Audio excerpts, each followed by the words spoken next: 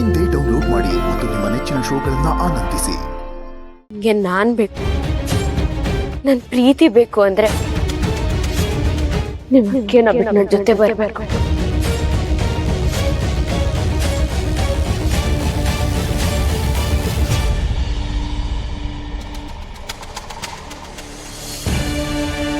ಬಿಟ್ಟು ಬರ್ಬೇಕು ಅಂದ್ರೆ ನಿಮಗೆ ಜೊತೆ ಇದೆ ಎಲ್ಲಾ ಸಂಬಂಧಗಳನ್ನು ಕಡ್ಕೊಂಡು ಬರ್ಬೇಕು.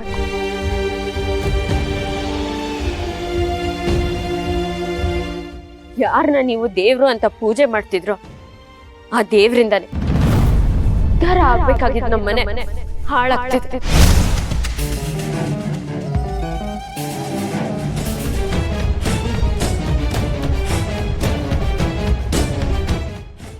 ದೇವ್ರಲ್ಲ, ದೇವ್ರ ರೂಪದಲ್ಲಿರೋ ರಾಕ್ಷಸ.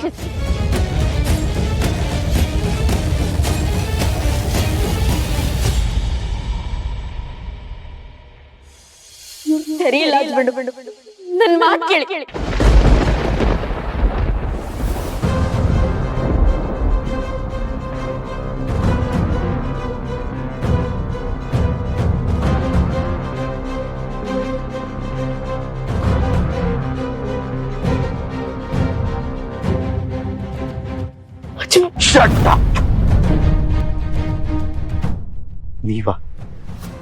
ನೀವ ಈ ರೀತಿ ಮಾತಾಡ್ತಾ ಇರೋದು? ನಮ್ಮತ್ತಿಗೆ ಬಗ್ಗೆ ನಿಮ್ಮ ಮನಸ್ಸಲ್ಲಿ ಇಷ್ಟು ಕೆಟ್ಟ ಆಲೋಚನೆ ಇದೆ ಅಂತ ನಾನು ಮನಸ್ಸಲ್ಲಿ ಅನ್ಕೊಂಡಿರ್ಲಿಲ್ಲ.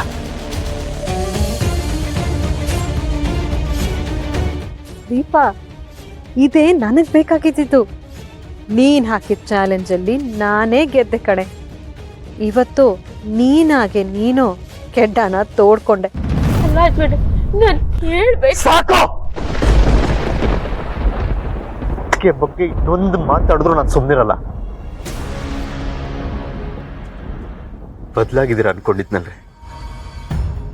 ಅದಕ್ಕೆ ಬಗ್ಗೆ ಮೊದಲಿದ್ದ ಮೌನ ಈಗಲೂ ಇದೆ. ಚಿರು, ಒಂದ್ ನಿಮಿಷ ನಿಂತ್ಕೋ. Chiru, calm down please, calm down. ನನ್ನಿಂದ ನಿಮ್ಮಿಬ್ರ ಮಧ್ಯೆ ಜಗಳ ಆಗೋದು ನನಗಿಷ್ಟ ಇಲ್ಲ. ನಿಮ್ಮಿಬ್ರು ಪ್ರೀತಿ ಮಧ್ಯೆ ನಾನಂತೂ ಬರಲ್ಲ. ನಾನು ಹೋಗ್ತೀನಿ. ಅದೇನಿದೋ ನೀವಿಬ್ರು ಮಾತಾಡ್ಕೊಂಡು ಡಿಸೈಡ್ ಮಾಡ್ಕೊಳ್ಳಿ. ಒಂದ್ ನಿಮಿಷ. ಅದಕ್ಕೆ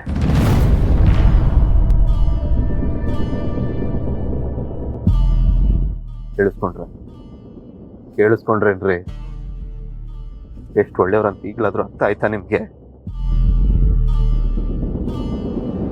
ಜಗತ್ತಲ್ಲಿ ಸಂಘ ತಿನ್ಬೇಕಾದ್ರೂ ಬದಲಾಯಿಸ್ಬೋದು, ಆದ್ರೆ ಅಮ್ಮನ ಸ್ಥಾನ ಯಾರು ತುಂಬಕ್ಕಾಗಲ್ಲ. ನಮ್ಮ ಅಮ್ಮನ ಸ್ಥಾನದಲ್ಲಿ ಅದಕ್ಕೆ ಇದ್ದಾರೆ, ಇನ್ ಮುಂದೆನೂ ಇರ್ತಾರೆ. ಅದನ್ನ ಪ್ರಶ್ನೆ ಮಾಡೋ ಅಧಿಕಾರ ಯಾರಿಗೂ ಇಲ್ಲ.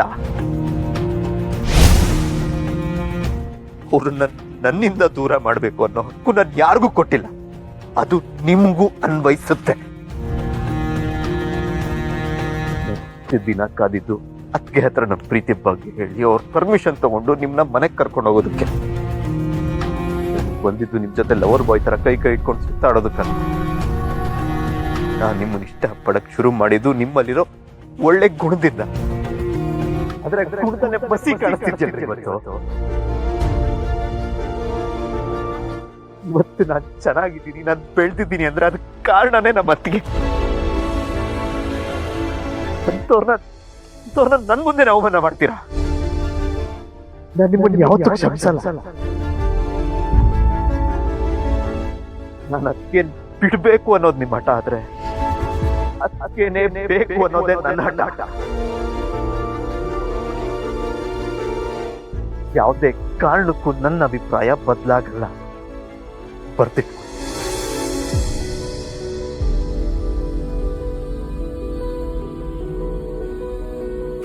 ಚಿರು, ನೀನ್ ಬಾ.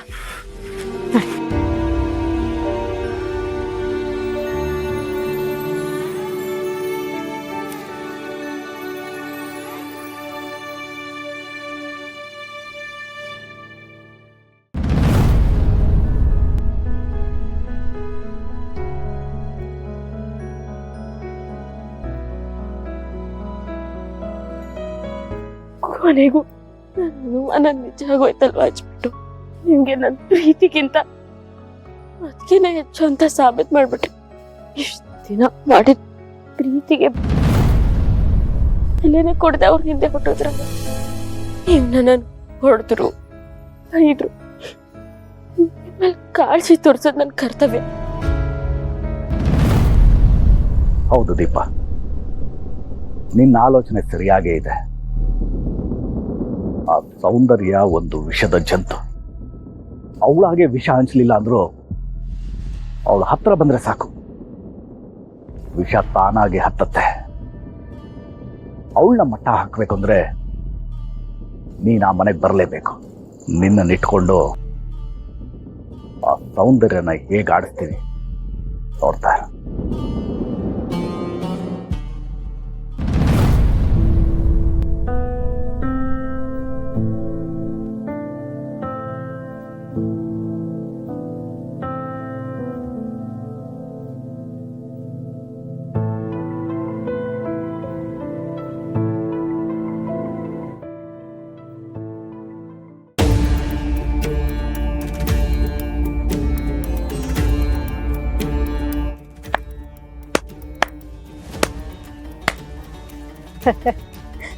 ಇದೇ ನನಗ್ ಬೇಕಾಗಿದ್ದು.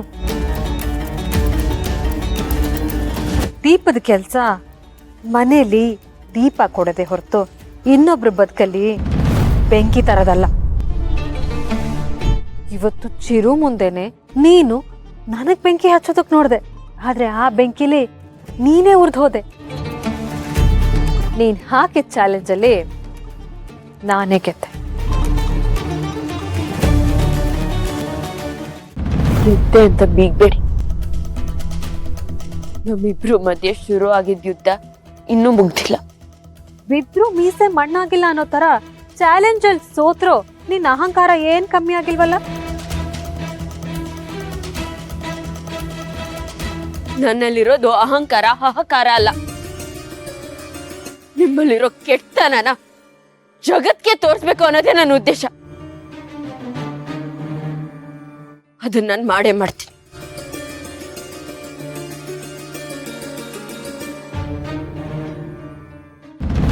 ಏನ್ ಮಾಡ್ತೀಯ? ಒಂದೇ ರಾತ್ರಿಯಲ್ಲಿ ಮಾವನ್ಗೆ ಅಪಘಾತನೂ ಆಯ್ತು, ಅವ್ರ ಹಾಸಿಗೆನೂ ಹಿಡ್ಬಿಟ್ರ. ಅವ್ರಿಗೆ ಆಕ್ಸಿಡೆಂಟ್ ಆಯ್ತು ಅಂತ ನ್ಯೂಸ್ ಅಲ್ಲೆಲ್ಲ ಬಂತಲ್ಲ. ಮಾವನ್ಗೆ ನೀವೇ ಅಪಘಾತ ಆಗೋ ತರ ಮಾಡಿಸಿ ಅದು ಟಿವಿಯಲ್ಲಿ ಬರೋ ತರನು ನೀವೇ ಮಾಡಿಸಿದ್ದು. ಏನೇನೋ ಮಾತಾಡ್ಬೇಕು. ನನ್ನ ವಿರುದ್ಧ ಆರೋಪ ಮಾಡಕ್ ಮುಂಚೆ 100 ಸಲ ಯೋಚನೆ ಮಾಡ್ಬೇಕು. ನನ್ನನ್ನ ದೂರ ಇಡು ಅಂತ ಹೇಳಿದ್ದಕ್ಕೆ ಚಿರು ನಿನಗೆ ಏನ್ ಮಾಡ್ದ ಅಂತ ನೋಡ್ತಿಯಲ್ಲ. ನಾನು ಅವ್ರ ಹೆಂಡತಿ ಅನ್ನೋ ಅಧಿಕಾರದಿಂದ ಅವ್ರು ನನ್ನ ಮೇಲೆ ಕೈ ಮಾಡಿದ್ರು. ಅದಕ್ಕೆ ನಾನೇನ್ ತಲೆ ಕೆಡ್ಸ್ಕೊಳ್ಳಲ್ಲ. ಆದ್ರೆ ನಿಮ್ ವಿರೋಧ ಮಾತಾಡೋರೆಲ್ಲ ಕಣ್ಮರೆ ಆಗ್ತಾರೆ.